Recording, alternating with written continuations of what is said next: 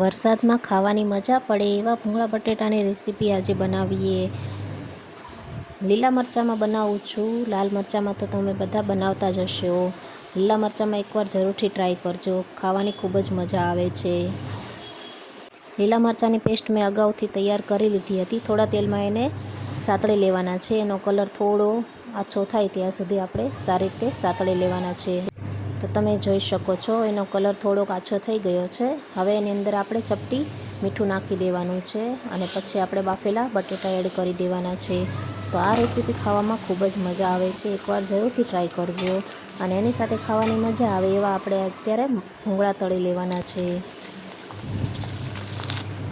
ભૂંગળા સરસ મજાના તળાઈ ગયા છે, તમે જોઈ શકો છો। હવે એક પ્લેટમાં આપણે કાઢી લઈએ।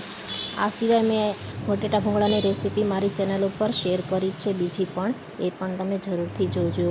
તો આપણા આ બટેટા ભૂંગળા બનીને તૈયાર છે, તમે જોઈ શકો છો।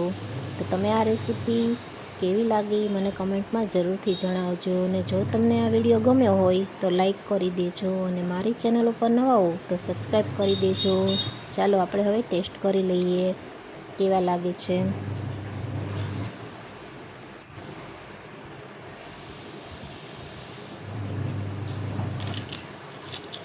એકદમ ચટપટા અને ટેસ્ટી આપણા ભૂંગળા બટેટા બનીને તૈયાર છે। વાવ, એકદમ મસ્ત।